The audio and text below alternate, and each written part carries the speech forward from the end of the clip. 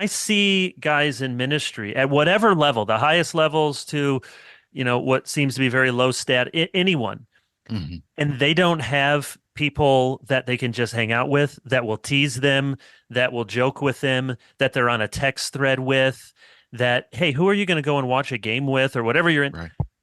That's a red flag. And so I hope Yeah. anyone out there, if you don't have that, try to look for it. Hmm. Be the person who said, can we get a meal?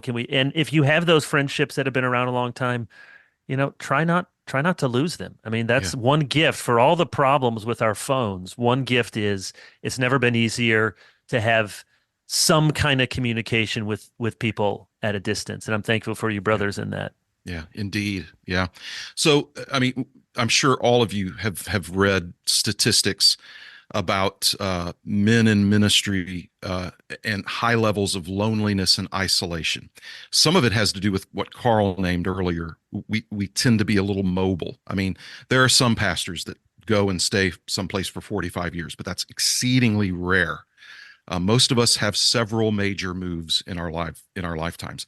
Add to that that just being a pastor makes it challenging to be close friends with the people you see most often. Not friendly and having a good warm relationships, but those kind of deep friends where you can be vulnerable, and there's certain complexities for that when you're a pastor. But um, I and the costliness to the isolation in terms of falling into sin, which of course we see that, and even certain statistics on suicide. I'm not trying to go too dark here, but that's a recognized problem, depression and then self-harm among ministers. And I wonder how much of that is tied to the tendency of men in ministry to become isolated. There's got to be a close connection there, I would guess.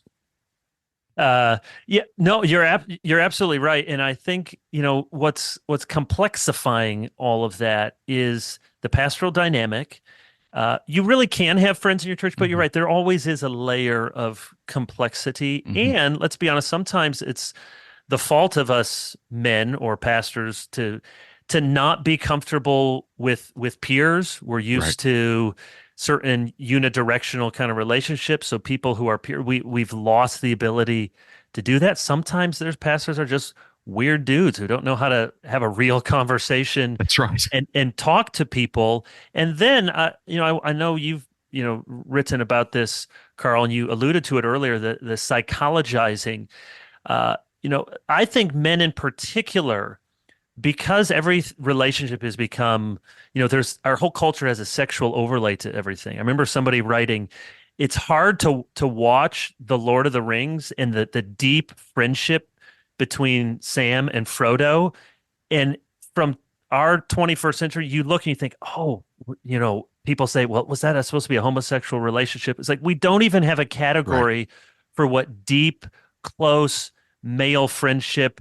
I Right. love you. I love you. We're in the battle together. Yeah. The only way to think and portray the depth of a relationship is in a sexual way, which means that men in particular are very nervous and don't even have models or know what it looks like. Yeah. I mean, think of preaching on David and Jonathan. Right. I bet certainly I have done this. And I guess if you guys have preached on it, you feel an obligation today, Yeah. right at the start, to say, this isn't a homosexual relationship. I bet that's never crossed Spurgeon's mind. I bet it Yeah. never crossed Calvin's mind. I bet it never crossed Bernard of Clairvaux's mind. It never crossed Augustine's mind. You go back through history, nobody would ever have had to exegete that passage and make their first point, let's get it out of the way. It's not homosexuality. That just shows how transformed the notion of friendship is in our culture. Yeah.